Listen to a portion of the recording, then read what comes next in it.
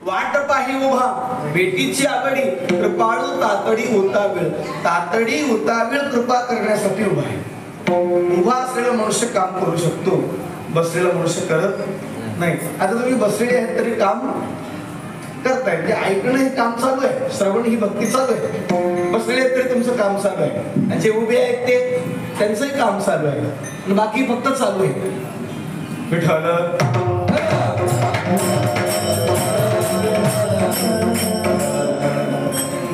काही रस्ते बंद असतात ना, तिथे एक बोर्ड लावलेला असतो, काम चालू आहे, काम चालू आहे. विठ्ठल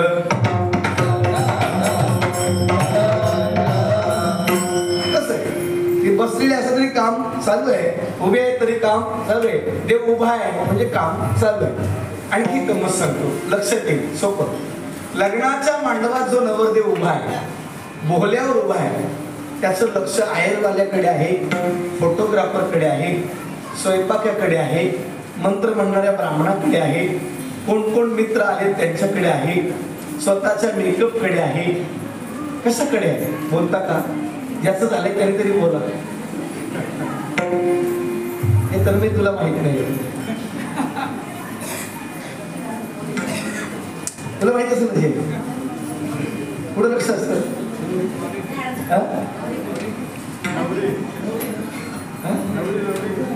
अंतरपाठ कधी दूर होतो आणि कधी मी हार घालतो, कधी माझे हार होते.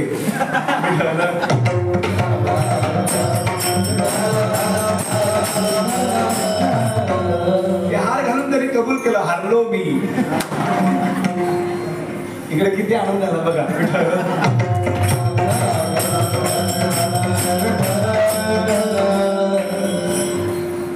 पण ती हार घालते, तुम्ही हरवलं मला, कळलं का?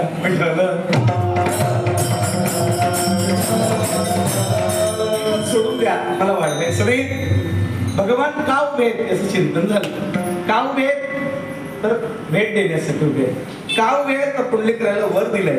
का उभे आहेत तर संसार सागर आणि नदी कमरी इतकंच पाणी आहे, तुम्ही बुडणार नाही, घाबरू नका, घाबरू नका, तुम्ही चालत राहा, तुम्हाला वाट सापडेल.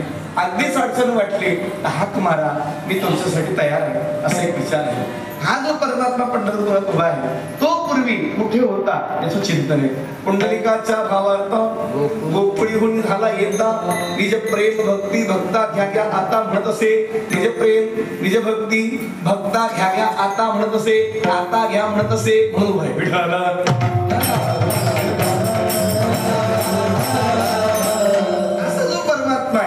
तो पूर्वी कृष्ण रूपाने गोकुळ आणि वृंदावनामध्ये होता, गोकुळात आणि वृंदावनात होता. इथं त्याने ज्या काही लीला केल्या त्या लीलांच्या माध्यमातून, पण लीला का म्हणायचं, लीला का म्हणायचं, कारण त्यात कर्तृत्वाचा मत आणि कर्मफलाचा आस्वाद नाही. लहान मुलं जी काही क्रिया करतात त्याला आपण खेळ म्हणतो, खेळ म्हणतो. का खेळ म्हणतो? कारण त्या खेळात त्यांचा अभिमान नसतो. त्या खेळात ते 2 मिनिटासाठी रुसतात, रागवतात, भांडतात, पुन्हा एक होतात. तसं देवाला अभिमान नाही, देव कोणावर रुसवत नाही, रुसत नाही, देव कोणावरही रागवत नाही. म्हणून देवासाठी ही सगळी लीला आहे. लीला आपण रुसतो, फुगतो, रागवतो, आपली लीला नाही, ते आपलं सगळं नाटक आहे. विठ्ठल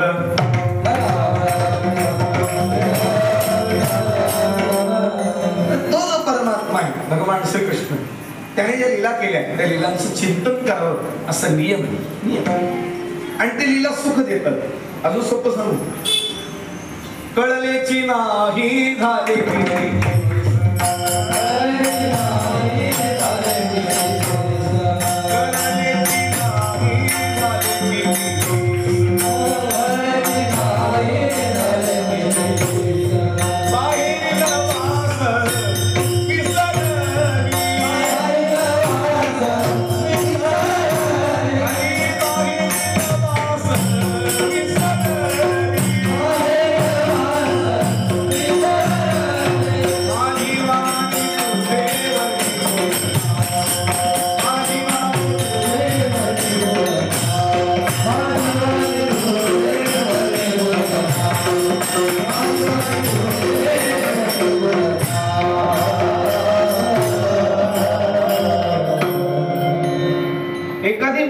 मालिनी प्रसूत झाली, तिला जर बाळ झालं तर बाळ झाल्यापासून किमान 6 महिने तिचा जगाचा संबंध संपतो. तिचं पूर्ण लक्ष बाळाकडे असतं. त्याचं लालन पालन संगोपन, त्याला सजवणं, त्याच्याशी बोलणं, त्याला कळत नाही तरी बोलणं, आणि त्याने नुसतं हसलं तरी त्या बोलण्याचं प्रत्युत्तर मिळालं यात वेगळा आनंद मांडला. हे जे तिला जमलंय, कळलेची नाही झाले किती दिवस झाले कळलं. एक सामान्य स्त्री जेव्हा प्रसूत होते, तिचा बालकाशी जेव्हा संबंध येतो संगोपनाच्या निमित्ताने, तेव्हा तिला जगाचा विसर पडतो. आणि देव जेव्हा यशोदे मातेकडे आला तेव्हा तिची काय अवस्था असेल, काय अवस्था असेल, त्या अवस्थेचं चिंतन सांगितलंय. कळलेची नाही झाले किती दिवस, बाहेर वास विसरले. बाहेरचा जगाचा संबंध संपला, ती सुखात आहे, आनंदात आहे. ज्ञानोबांनी सुख शब्द यासाठीच वापरला. सुख शब्दाचा अर्थ मोक्ष असाही होतो, आणि सुख शब्दाचा अर्थ मोक्ष म्हणजे काय, मोक्ष. घरातले पण तिला त्या 6 महिन्यात कुठलंच बंधन घालत नाही. तू हे केलं पाहिजे, ते केलं पाहिजे, तुझ्याकडून हे राहिलंय. नवरा सुद्धा तक्रार करीत नाही का, आज तू मला डबा दिला नाहीस का.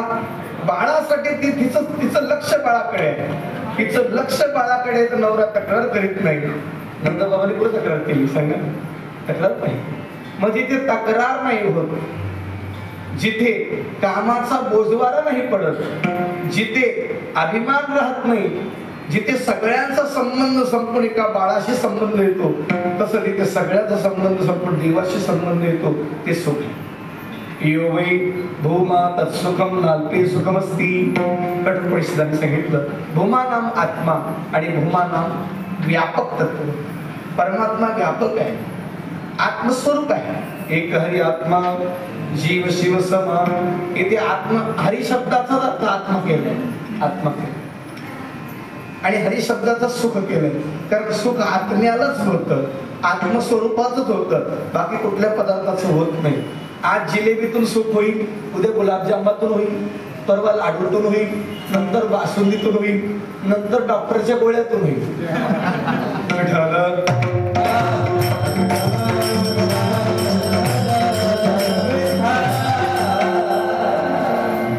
गोळ्या खाऊन खाऊन कंटाळा आल्यावर विष खाण्यात पण सुख मानेल, कळलं का. एक उदाहरण सांगितलं, तुम्ही खाऊ नका, प्रयोग करू नका, काही गरजही नाही, गरजही नाही. कधीतरी मरणारच आत विष कशाला खाता.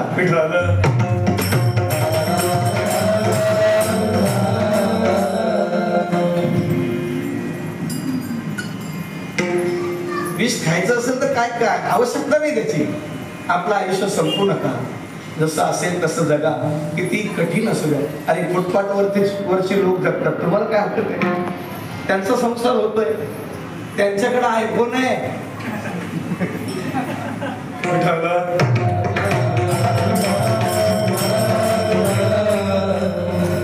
तुम्ही आपल्या साध्या फोनवर काम बघून घ्या का, नाहीतरी तासभर बोलताच की फोन आल्यावर, तासभर बोलता की नाही, 1 तासभर बोलतात का, कुठे बिल येणार आहे, इनकमिंग आउटगोइंग काय फुकट असेल, विरोधाचा भाग सोडून द्या. परमात्मा सुखरूप आहे. कुठलीही आई लेकराला जेव्हा मंदिरात घेऊन जाते तेव्हा लेकराला एवढंच सांगते, बाळा देव बाप्पाला सांग मला सुख दे. तिलाही माहित नाही सुख कशात आहे, पण ती सुख दे म्हणते.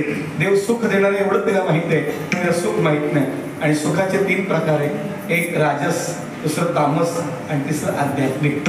राजस सुख म्हणजे विलासी जीवन, तामस सुख म्हणजे दुसऱ्याला त्रास देऊन सुखी होण्याचा प्रयत्न, आणि सात्विक सुख अगोदर समोरच्याला सुखी करायचं, त्याच्या सुखात सुख मानणं. दुःखवे आणि त्यांचं दुःख हे पण सात्विक सुख आहे, हे पण सात्विक दुःख आहे. किती स्थिती आहे, या स्थितीचं चिंतन सांगितलंय. मग हे एवढं भाग्य कोणाला प्राप्त झालं, तर भगवान ज्ञानोबा सांगतात, एवढं भाग्य प्राप्त व्हायला गोकुळामध्ये एक स्त्री भाग्यवान ठरली, एक स्त्री भाग्यवान ठरली. जगात स्त्रिया खरंच पुरुषापेक्षा लवकर काही गोष्टींमध्ये मजल मारतात, परमार्थामध्ये स्त्रिया लवकर मजल मारतात. आमच्यासारखा महाराज बघितलं, कुठल्या स्त्रीला सांगावं लागत नाही नमस्कार करा, त्या नमस्कार करतात. शेजारी जर घर असेल, घरी जर त्यांचे मालक असतील तर सांगतात, चला महाराज आमच्या घरी चला, आमच्या मालकालाही दर्शन द्या. ते मग विचारलं तुमचं मला तिथं काय येत नाही. ते म्हणजे त्यांचा थोडासा अपघात झालाय, त्यांना चालता येत नाही, घरात आहे, तुम्ही दर्शन द्या. दर्शन दिलं बरं वाटेल. तिथे गेल्यावर मग त्यांनी नमस्कार केल्यावर विचारतो कुठला महाराज आहे, त्याला काही येतं का. पुरुष म्हटलं की चिकित्सा करतो, स्त्री चिकित्सा करत नाही, भावनेच्या द्वारा मुक्कामाला पोचते. भवानी शंकरो वंदे श्रद्धा विश्वास रूपिनो याभ्यां विनानुपश्यन्ति सिद्धा स्वांतस्तमीश्वर. श्रद्धा आणि विश्वास हे शिवपार्वतीचं स्वरूप आहे. शिवपार्वतीचं स्वरूप आहे. पुरुषाने विश्वासाने काम केलं पाहिजे, स्त्रीने श्रद्धेने काम केलं पाहिजे. श्रद्धेने ते मुक्कामाला पोचते. म्हणून भगवान ज्ञानोबर आहे, त्या श्रद्धेला आलेलं फळ, त्या श्रद्धेचं फळ काय, तर त्या फळाचं चिंतन करता तिला हरिसुख प्राप्त झालं. कोणाला प्राप्त झालं असं जेव्हा विचार केला तेव्हा त्याचं वर्णन केलं. धन्य धन्य यशोदामाय,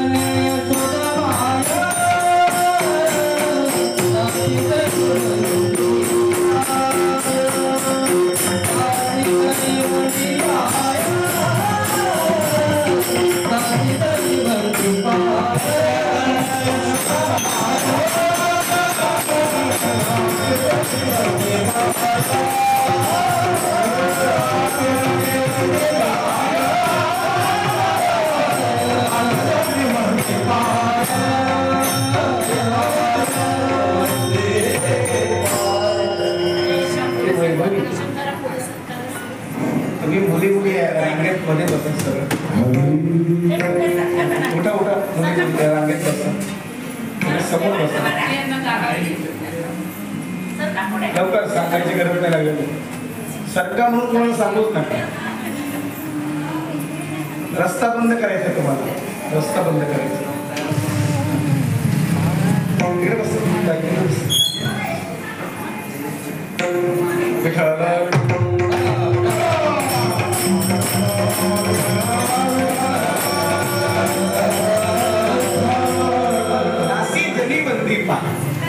अशा त्या माऊलीला ते सुख प्राप्त झालं.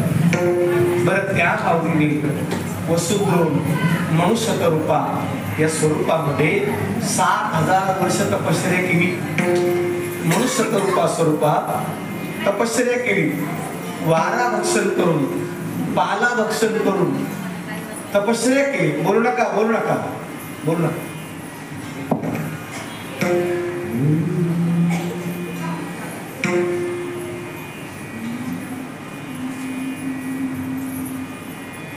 7000 वर्ष तपश्चर्या केली. भगवंत जेव्हा प्रकट झाले ते भगवंताचं दिव्य स्वरूप पाहिलं. सचिंतयेत ध्यायेत चरणारविंदम. भगवंताचं ते नखशिखांत देवाला निहाळलं. पितांबर, ते कोमल भगवंताचे चरण, त्या कोमल चरणावर ते नख, ते नखमणी चंद्रिका, चंद्रासारखे ते नख दिसत होते, अत्यंत कोमल. आणि मांसल भागाचा रक्तवर्ण त्या नखात दिसत होता. आरक्त नख दिसत होते, लारक्त नख दिसत होते. कोमल ती त्वचा, ते घोटे भगवंताचे.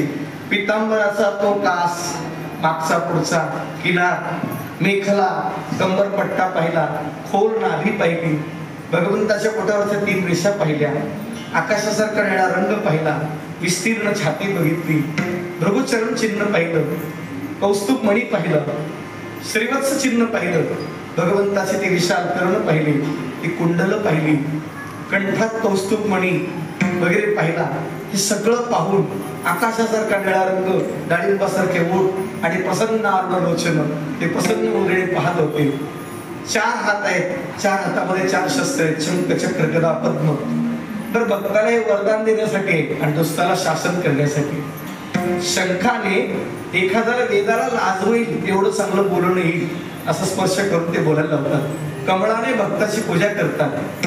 गदा मुक्तीचं स्वरूप आहे आणि जे चक्र आहे सुष्ठु दर्शनम किती सुदर्शनम, योग्य सुयोग्य दर्शन देतात. आणि ते दोघेही पाहून अगदी देवाला पाहून मंत्रमुग्ध झाले. विश्वमूर्तीर महामूर्तीर विप्रोमूर्तीर मूर्तिमान अनेक मूर्तीर शतमूर्ती शतान एक.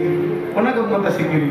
दिव्य माल्यां दिव्य गंधां लेपणं सर्वाश्चर्यमयं देवं अनंतं विश्वतोमुखं.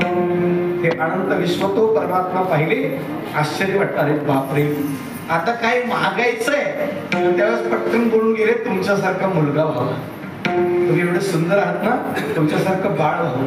तर देवाने सांगितलं माझ्यासारखी वस्तू नाहीये. नेह नानास्ति किंचिन, माझ्यासारखी नाही तर माझ्यापेक्षा मोठी कशी असेल. लक्षात घ्या वाक्य कसं आहे देवाचं. माझ्यासारखी नाही, बसा तिथे बसा बसा. माझ्यासारखी नाही तर माझ्यापेक्षा मोठी कशी असेल. मग मग माझ्यासारखी वस्तू मागितली तर मग माझ्यासारखी वस्तू द्यायला मीच पाहिजे. म्हणून मी तुमच्याकडे 3 वेळा येतो सांगितलं. त्याला आपण ऐकलं. पहिल्यांदा पृष्ठीगर्भ झाले, नंतर वामन झाले आणि नंतर कृष्ण झाले. आणि कृष्ण झाले म्हणजे काय, यशोदे मातेकडे आले. जन्म झाला कारागृहात, कारागृहात प्रकट झाले कारागृहात, पण उत्सव मात्र केला गोकुळामध्ये. का गोकुळामध्ये केला बरं. वसुदेव देवकीने तपश्चर्या केली, यांनी तपश्चर्या केली, पण यांनी बालरूपात मागितलं होतं. नंद यशोदेनी आपलं बालरूप पाहिजे होतं असं सांगितलं, म्हणून बाळ होऊन त्यांच्याकडे आले. वसुदेवाने त्या बाळाला अगदी गोकुळापर्यंत आणून सोडलं आणि त्यांना प्राप्त झालेला परमात्मा खूप आनंद झाला. त्या तपश्चर्याचं फळ आहे एक. आणि दुसरं, गावामध्ये जिथं राहत होते नंदबाबा आणि यशोदा संतान गोपाळ स्तोत्राचा पाठ केला, गायीची पूजा करत होते, गायीची सेवा करत होते. गायीची सेवा केली पाहिजे, ब्राह्मणाची सेवा केली पाहिजे. दररोज 1000 ब्राह्मण जेवत होते त्यांच्याकडे, दररोज 1000 ब्राह्मण जेवत होते. उतार वयात त्यांना बाळ झालं, झाली होती मुलगीच, पण आतला बदल झाली कोणालाच माहित नाही, फक्त देवालाच माहित आहे. असा जो परमात्मा याला बालक रूपात प्राप्त झाला. ज्ञानोबा याच्याबद्दल एक गोष्ट गंमत अशी सांगतात की त्यांना बाळ प्राप्त झालं याचा जो वाद नाही, ते बाल रूपाने परब्रह्म त्यांच्या घरी आले. गंमत अशी झाली, आसनी शयनी शब्द वापरला. आसनी म्हणजे त्यांच्या मांडीवर आणि शयनी म्हणजे त्यांच्या कुशीत. देवाला कुशीत घ्यावं एवढी पुण्य, एवढे भाग्यवान. देवाला मांडीवर बसवावं एवढे भाग्यवान. अजून एक गंमत सांगतो, अजून एक गंमत लक्षात येईल. आपल्याला देवाचं लेकरू होणं चांगलं शोभेल की देवाला आपलं लेकरू करणं शोभेल. बोलता का?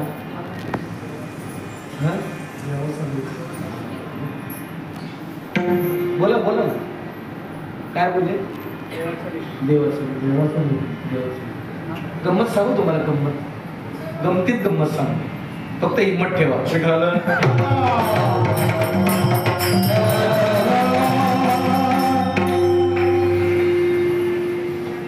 बिरबलाला एक दिवशी दरबारात यायला उशीर झाला.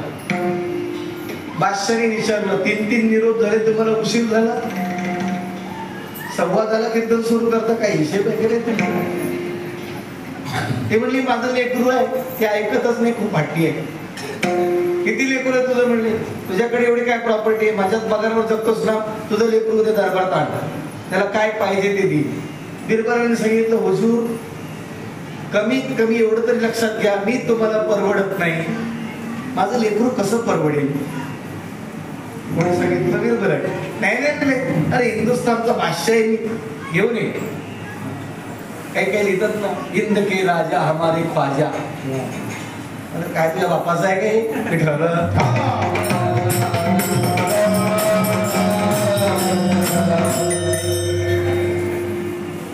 लुंगी लावून जीव चालला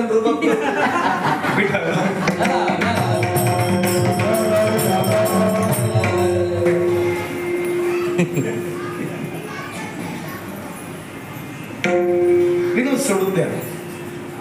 बिरबलाने आणलं दुसऱ्याशी दरबारात. तास 2 तासात ते बिरबलाचं लेकरू रडायला लागलं. बादशाने ते त्याचं रडणं थांबत नाही म्हणून ते सैनिक जे होते, काय रे तुम्हाला एक लेकरू सांभाळता येत नाही? म्हणले एक लेकरू सांभाळता येत नाही. ते म्हणले काय करू हुजूर, ऐकतच नाही, फार हट्टी आहे. म्हणजे काय झालं? ते म्हणले बघा, तो म्हणाला हत्ती पाहिजे, हत्ती आणला, समोर आणला, हत्ती आणला, सोन्याचा लोटा पाहिजे, लोटा दिला. तो म्हणतो आता या लोट्यामध्ये हत्ती टाका.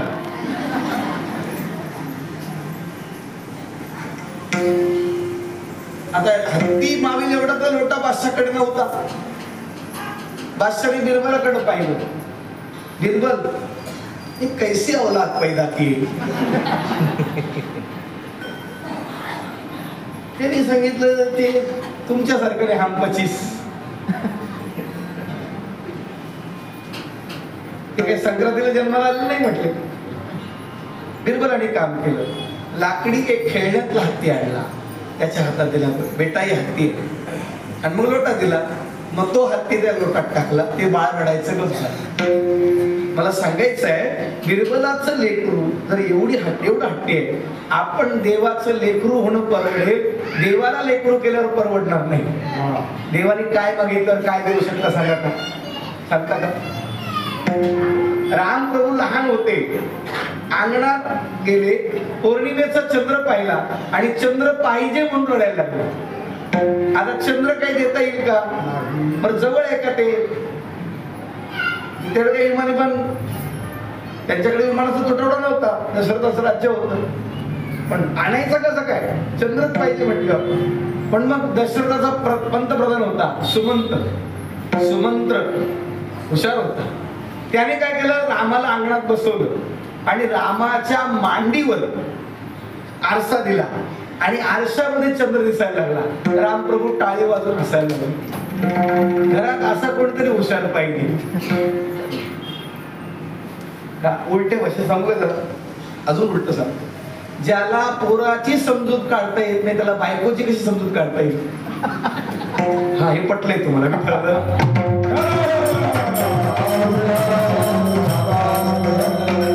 जगाचा परमात्मा मायबाप होऊन जेव्हा बालक होणी आगे ते लेकरू नवे नंदाचे काही.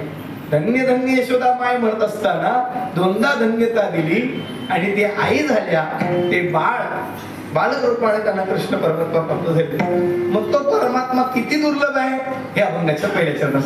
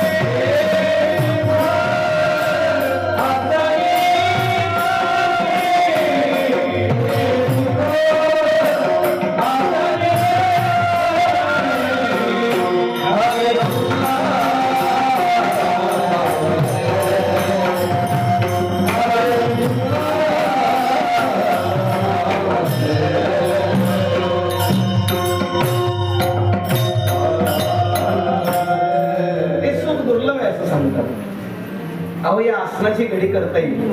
जे आसन जिथे उभा आहे त्याला व्यासपीठ म्हणा, आसन म्हणा, याची घडी करता येईल. पण आकाशाची घडी करता येत नाही. त्याला आकाशाची घडी करता येते, त्याच्या जीवनातलं दुःख संपतं. विठ्ठल जये ज्ञाना लागी गगन गिळता ती योगी, योगी गगन गिळता ती जये ज्ञाना लागी. ज्या ज्ञानाने ते सुख होतं, ज्या ज्ञानाने ते मुक्त अवस्था उपभोगतात, ते ज्ञान आकाशासारखं मोठं आहे. त्याचा ध्यास करण्याची ज्यांची ताकद आहे ते योगी. 2-3 वाक्य सांगतो, एक दृष्टांत सांगून थांबतो. पुढचं येत नाही समजा काय. योग या कपड्यावर योगी नाही. आपल्याकडे योगी मंत्री पण आहे. चुकून जर पंतप्रधान झाले तर निम्मी रोगी जातील.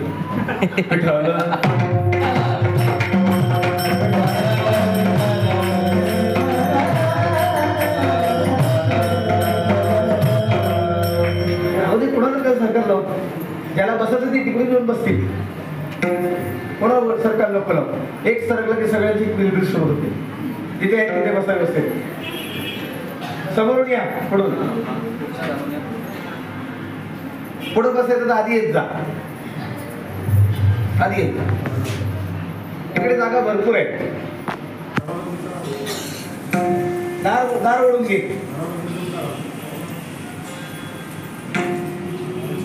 समत्वम योग उच्यते योग कर्मसु कौशलम आत्मपम्येन सर्वत्र समं पश्यति अर्जुन सुखम वा यदि वा दुःखम सयोगी परमो मत. गीतेमध्ये 1 नाही 2 नाही 18 योग सांगितले. पुन्हा कर्मयोग, ज्ञानयोग, भक्तियोग, क्रियायोग वर्णन आले. हे सगळे योगच आहे. योग शब्दाचा अर्थ काय? अशक्य गोष्ट प्राप्त होणे. योगक्षेम महाम्यहं. अशक्य गोष्ट मिळवून द्यायची आणि ती जपायची. हे जसं आहे तसं शंकर पण योगीच आहे आणि ज्ञानोबा पण योगीच आहे. भगवान शिवजी योगी आहे. कसे योगी आहेत? आपण ऐकलेलं वाक्य सांगतो. भगवान शिवजी आपल्या घरात 4 रूपात राहतात, 4 पद्धतीने राहतात. 4 पद्धतीने राहतात म्हणून भगवान शिवजीला संसार त्रास देत नाही. कर्पूर गौरम करुणावतारम. पुढे काय? संसार सारम भुजगेंद्रहारम सदा वसंतम हृदयारविंदे भवम भवानी सहितम नमामि. विषय जाळे मिठी इंद्रियाकृती ताटी ते तुझी कृपा दृष्टी निर्देश होईल. विषय रूपी सर्प त्यांच्या गळ्यात आहे, त्यांना त्रास देत नाही. एक अभिमान रूपी सर्पाने त्यांच्या गळ्यात विषाचा प्रभाव टाकण्याचा प्रयत्न केला पण परिणाम नाही झाला. कारण त्या अभिमान रूपी सर्पाचा विष प्रभाव गळ्यात होण्याच्या आधीच, शरीरावर परिणाम होण्याच्या आधीच त्या अभिमान रूपी विषाला राम नामाच्या बाणाने मारले. त्यांना विश्राम प्राप्त झाला. विश्राम प्राप्त झाला. एक दुसरी गोष्ट, 4 पद्धतीने राहतात ते. 4 पद्धतीने पहा. महादेवाला स्वतःचं घर नाही. आमच्या महादेवाला पण नाही. बँकेत खातं नाही. कपडे पण जास्त नाही. महादेवाकडे कपडे काय? एक वाघाचं कातड गुंडाळतो, हत्तीचं कातड पांघरतो, अंगाला भस्म लावतो. भस्म लावतो. आमचा महादेव लावत नाही. आमच्या महादेवाला 1 तास लागतं आंघोळ करायला. महादेवाला का गंगा स्नान, गंगा डोक्यावर आहे, स्नानाचा काही संबंध नाही. ज्ञानगंगे नाहले, ज्ञानगंगेत त्यांची आंघोळ चालू आहे. भस्म आहे, क्रिमिकीट भस्मांत. बसा तिथे. हो बसा तिथे, बसा.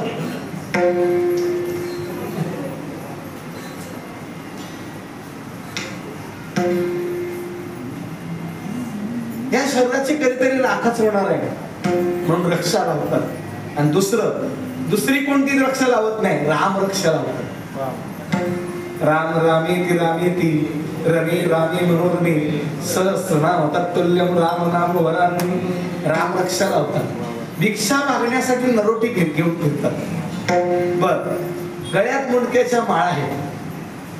पण हे त्यांचं वैभव आहे. वैभव आहेत मंगल, पण अमंगल वेश धारण करतात.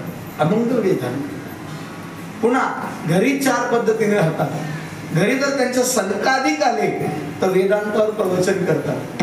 आणि वेदांत 3च गोष्टी सांगतो. श्लोकार्धेन प्रवक्ष्यामि यदर्थं ग्रंथकोटिभिः ब्रह्म सत्य जगन्मिथ्या जीवो ब्रह्मैव न परा. ब्रह्म, जीव आणि जग या 3च गोष्टी सांगतात. आणि 3 गोष्टीचा विचार चर्चा तेवढीच कर. संकाधिक जर महादेवाकडे आले तर वेदांतावर प्रवचन चालतं. नारद आले तर नारदाचं कीर्तन ऐकतात किंवा नारदा पुढे कीर्तन करतात. महादेव भजन करी महादेव राम तुझी सदा शिव एक. पत्नी जर शेजारी बसली तर महादेव कथा करतात, गप्पा नाही मारत, गप्पा नाही मारत. याचा फोन आला का नाही, त्याचा फोन आला का नाही, याचे पैसे घ्यायचे, त्याला पैसे द्यायचे, गप्पा नाही मारत. इकडे प्लॉट घ्यायचा, तिकडे प्लॉट घ्यायचा. जायचं तर मसनातच आहे.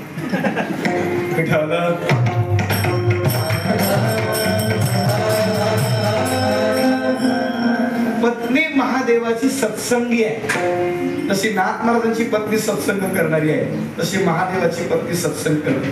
ते तहत म्हणी नेविजे देवी जैसे का स्वरूप तुझे तैसे नित्य नूतन देखेजे गीता तत्व. कधी गीता सांगतात, कधी भागवत सांगतात, कधी लक्ष्मी स्तोत्र सांगतात. पैसे पाहिजे तर लक्ष्मी स्तोत्र सांगतात, पोटभर भोजन पाहिजे तर अन्नपूर्णा स्तोत्र सांगतात, ज्ञान पाहिजे तर गीता सांगतात, आणि पवित्र प्रासादिक जीवन कसं करायचं तर भक्त चरित्र भागवत सांगतात. आणि जेव्हा भूत वेताळ महादेवासमोर येतात, त्या भूत वेताळांचं किंचाळणं, ओरडणं, त्यांचं रूप पाहून मन विचलित होऊ नये म्हणून महादेव समाधीत राहतात. समाधीत राहतात. जेव्हा ते समाधी लावतात तेव्हा ते इतके सुंदर दिसतात. कर्पूर गौरम करुणावतार. कापरासारखे गोरे, नुसते कापरासारखे गोरे नाही, कापरापेक्षा सुगंध पण आहे त्यांच्या शरीरात. सुगंध एवढे सुंदर, एवढं सुगंध असणारे महादेव पाहून ती जी भूत आहे, वेताळ आहे, नाचतात. भूते वेताळ नाचती हर्षयुक्त. असे जे योगी महादेव आहेत, त्या महादेवांना कळालं की नंद बाबाच्या घरी भगवान बाल रूपाने आलेत, आपण जायला पाहिजे. पार्वतीने सांगितलं मी पण येतो. महादेव पहिले मी जाऊन येतो, आढावा घेतो, मग तू बघ. पार्वती म्हणली ठीक आहे. महादेव आले तर मग जसे आहे तसेच आले, विदाउट मेकअप, कुठल्याही प्रकारचा शृंगार केला नाही. आपण कसं घरात कार्यक्रम असला, गावात सप्ताह असला की अपडेट राहतो. म्हणजे स्त्री कडक, घरात स्त्री कडक, घराला मिस्त्री कडक. विठ्ठल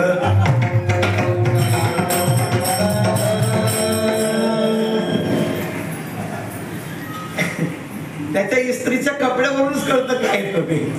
विरोधाचा भाग सोडून द्या आणि ते अपडेट राहतो. महादेव तसे नाही, तुम्ही जसे आहात तसे देवाकडे जा, तेच देवाला आवडतं. जसे आहात तसे. तुम्ही पाप करत असाल तरी पाप कबूल करा, पुण्य करत असाल तरी पुण्य कबूल करा. जसे आहात ऍज इट इज, जसे आहात तसे देवाला आवडतं. का देवाला आवडतं? कारण देवाला माहिती आहे तो जसा आहे तसा आलाय, त्याला मी तसा स्वीकारेल. तुम्ही फार असं दिखावा करून डेकोरेशन करून गेलात ना की देवाच्या लक्षात फक्त डेकोरेशन आहे. काही गणपती बघा खूप डेकोरेशन चांगलं असतं, गणपतीला हार नसतो, आरतीला कार्यकर्ते नसतात, कार्यकर्त्याला आरती पाठ नाही. फळीवर वंदना म्हणतो तो.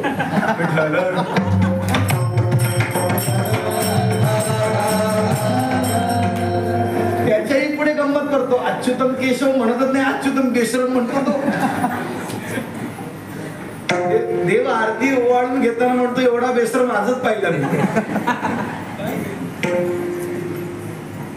असे काही नेते अजून त्यांना राष्ट्रगीत पाठ नाही, राष्ट्रगीत पाठ नाही. असे कार्यकर्ते त्यांना आरती पाठ नाही. बायकोचं नाव तरी आरती ठेवा बाबा.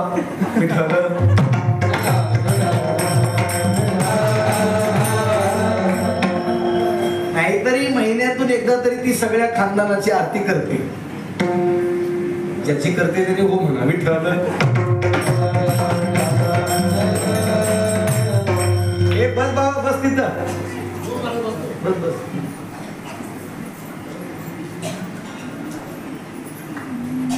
चोपन्न वर्ष झाली बसण्यात आपल्याला. किती वय तुझं काय माहिती? सरकारी माणूस आहे, वय सांगणार नाही. विठ्ठल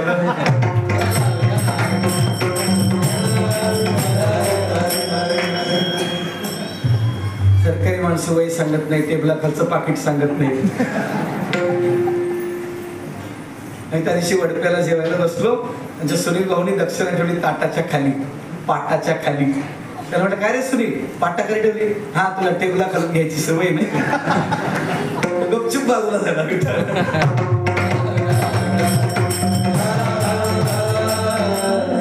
मित्र आहे आमचा, त्याच्या लक्षात नाही विचारायचं, त्याला काय माहिती हे बुवा लोक ते सांगत नाही त्याला काय. आपलं घेतलं पाटाखाली, त्याला वाटलं मग उडून बिडून जातील. बरं, पाठ उचलल्यावर पुन्हा पाटाखालचे आपल्यालाच मिळतील, कळलं का? विनोद सोडून द्या. तर महादेव जसे होते तसे आले. कोणी त्यांची चेष्टा करू लागलं, कोणी दगड मारू लागलं, पण कोणाकडे लक्ष नाही. मस्त रहो मस्ती में, आग लगी बस्ती में, या हुआ तो क्या हुआ, या हुआ तो क्या हुआ. मुझे मेरी मस्ती कहाँ लेके आई, जहाँ मेरे अपने सिवा कछु नाही. मुझे मेरी मस्ती कहाँ लेके आई. अजून गमत सांगू, आपल्या मस्तीत राहा, फक्त मस्ती दाखवू नका. जिरवायला खूप बसले. महादेव आले आणि अगदी नंदबाबाच्या वाड्यावर आले. नंदराणींनी स्वागत केलं, आवाज ऐकला. किती गोड भजन करत आले होते. महादेवाचं गाणं गोड आहे. ज्याला चांगलं गायचंय ना, त्यांनी महादेवाकडे गेलं पाहिजे, त्याचं गाणं सुधारतं. विठ्ठल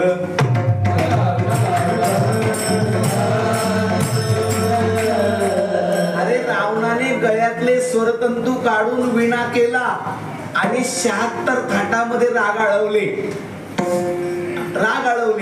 तांडव स्तोत्र केलं. म्हणून महादेवाने त्याला अमृताची कुपी दिली नाभीमध्ये, त्याचं आयुष्य वाढून दिलं. कल्पना कर.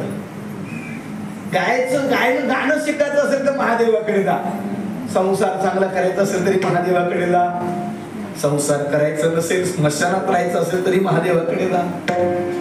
काय परवडतं बघा. महादेव ते कोणाला नाराज नाही करत. देव कोणाला नाराज करत नाही. माणूस नाराज होतो. माणूस नाव घेतलं तरी नाराज होतो, नाही घेतलं तरी नाराज होतो. आधी घेतलं तरी नाराज होतो, उशिरा घेतलं तरी नाराज होतो. खेड्यामध्ये काही ठिकाणी सप्ते असतात, 5 रुपयाची वर्गणी पण 2 वेळा उच्चारावी लागते. अमक्याचं नाव 5 रुपये दिले, ठीक आहे, त्याच्या ऐपते दिले, पण भाग नाही. काय आवश्यकता, दिले ना, संपलं, सोडून द्या. आई साहेब बाहेर आल्या. काय होय आई, भूक लागली. भूक लागली. अगदी सुपामध्ये बरीचशी फळं वगैरे सजवली, काही सोन्याच्या मोहरा ठेवल्या, कोरड धान्याचा शिराचा वाटा घेतला, तूप वगैरे सगळं घेतलं. आले बाबा पुढे. बाबांनी सांगितलं, आई यातलं काही लागत नाही मला, हे पोट भरण्यासाठी नाही, माझी भूक वेगळी आहे. म्हणजे काय, ते तुमच्याकडे जे बाळ झाले त्या बाळाला पाहायचं आहे. ते म्हणजे नाही रे बाबा, ते बाळ सोडून तू दुसरं काही माग. अवघ्या 6व्या दिवशी ती पुतना आली होती, माझ्या बाळाला मारायला आली होती. आता काय ते चरित्र आपल्या सर्वांना माहित आहे. मारायला गेलेली पुतना मारायचं विसरली, मरायचं विसरली. देवाच्या दर्शनाचा फायदा आहे, लोक मारायचं मरायचं विसरतात आणि जे त्याच्यावरच मरतात त्यांच्यापैकी महादेव आहे. महादेव देवावर मरतात. माणसं संसारात मरतात आणि मरतात. बरोबर आहे ना? मरतात आणि मरतात. ज्यांच्यासाठी मरतात तेही म्हणतात हा मरत नाही. बरोबर आहे ना? ज्यांच्यासाठी तुम्ही मरता ते काय म्हणतात, हा मरत नाही. आणि मेला तर मेलेने आम्हाला काय दिलंय,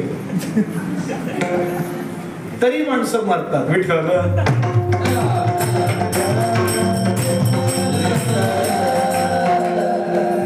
महादेव या बाबतीत नंदराणीने सांगितलं, नाही बाबा. महादेव म्हणले ठीक आहे, जोपर्यंत दर्शन होत नाही तोपर्यंत जात नाही. पारावर बसले, ध्यान लावलं, डोळे मिटले आणि रडायला लागले. दुरोनी आलो मी गा, दुःख झाले यावया एथवरी होते याची का.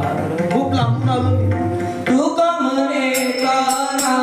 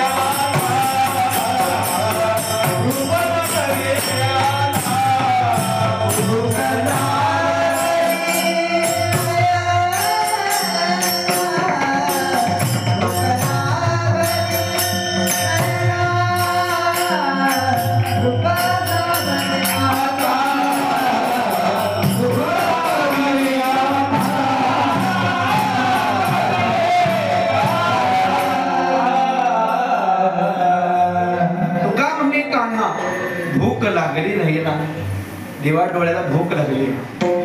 काय? देवाला पाहायची भूक लागली. अखिया हरि दर्शन की प्यासी, मोहे आन मिलो अविनाशी, आन मिलो अविनाशी. मला भूक लागली. देवही पाळण्यात रडायला लागले. बराच वेळ देव पाळण्यात रडत होते. आईने खेळणी दिली, खाऊ देऊन पाहिलं, गाणं म्हणून पाहिलं, पण देव रडायचे थांबले नाही. एक दासी होती, तिने सांगितलं, आई आपलं बाळ कधी एवढं रडत नाही, तो बाहेर बाबा बसलाय ना, तो आल्यापासूनच रडतय. त्या बाबानीच काहीतरी केले, कळलं का? तिथून आजपर्यंत डोक्यात आहे.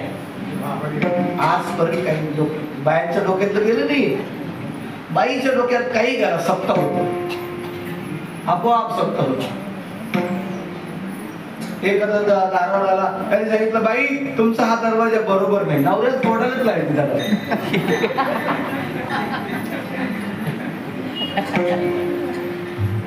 हे घर तुम्हाला बरोबर नाही, सोडायलाच लागेल. माझ्या माई राव, कळलं का? कुत्र्याच्या शेजारी राव, कळलं का?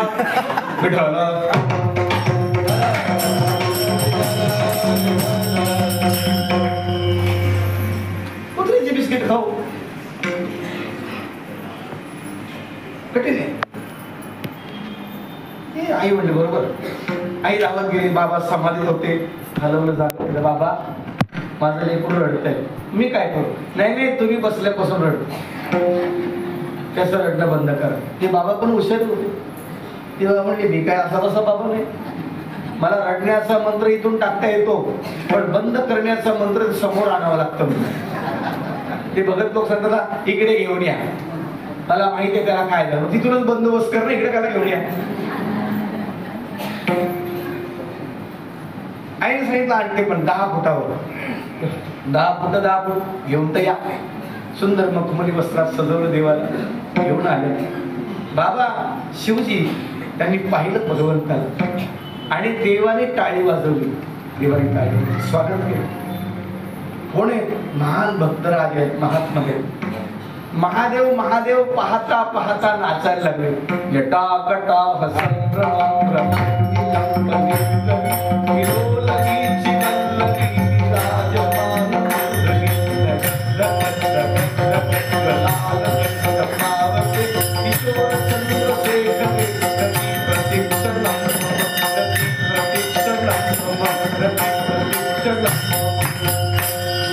महादेव नाचायला लागले. देवाचं रडणं बंद झालं. महादेवाच्या डोळ्यातून अश्रू आले. ती बाजूला दासी होती, म्हणजे बघ बाबा कमालीचा आहे. बाळाचं रडणं बंद झालं, बुवा रडायला लागलं. असे येडे 2-3 तरी पाहिजे. आईला नमस्कार केला, बस. मग पार्वतीला सांगितलं, आता तू जा. तू पार्वती माता आल्या, सुया घ्या, फण्या घ्या,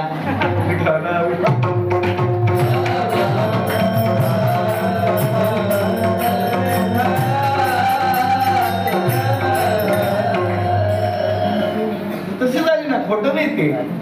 ती तिथंच आली, प्रत्येक कीर्तनात नाही आली, तिथंच आहे. तिने भगवंताचं स्वरूप पाहिलं आणि गर्ग मुनी सुद्धा देवाच्या नामकरणासाठी आले. योगी महादेव आहे, पण महादेवाचा आत्मा जो शिवाचा राम सत्य कृष्णचंद्र.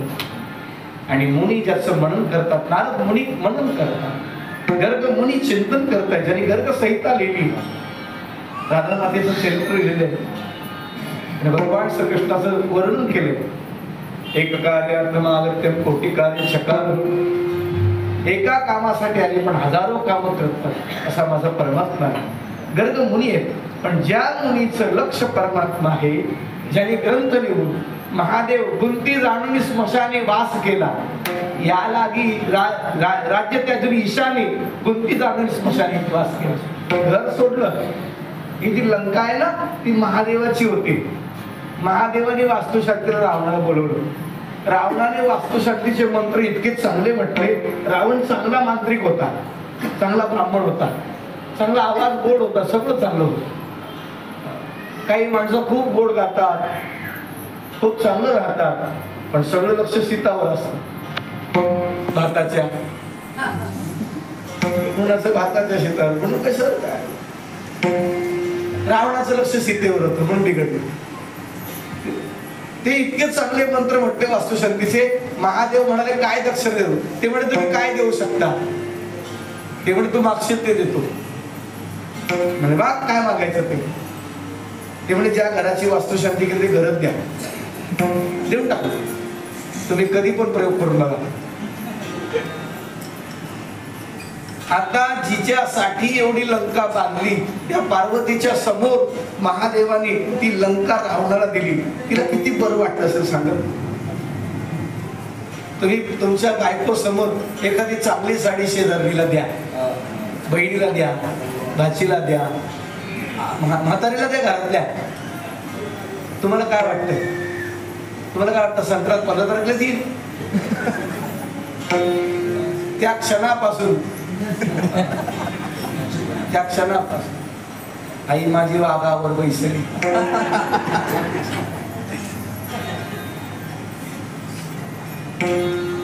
तिला फक्त उपास नसावा, मग तुमचं काम झालं.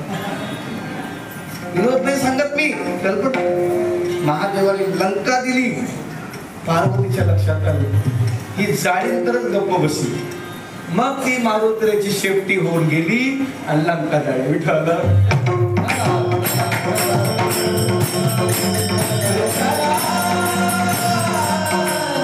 भगवान ज्ञानोबा सांगतात, योगिया मुनिजना ध्यानी. ध्यान म्हणजे लक्ष, ध्यानी म्हणजे चिंतन. त्यांच्या जो चिंतनाचा विषय आहे, जो परमात्मा, जो सुखरूप आहे, ते सुख आसनी शयनी हरी सुख फावले विठोबर.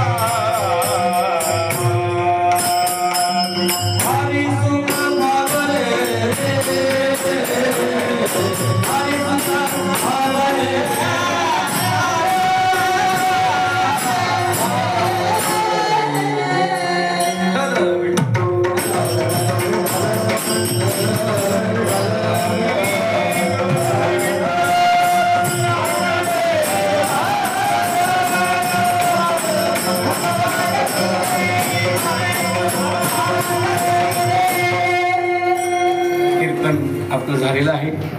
एक 5 मिनिटं तुम्हाला उभ्या उभ्या विश्रांती देतो. फक्त बसू नका. आपल्या संस्थेला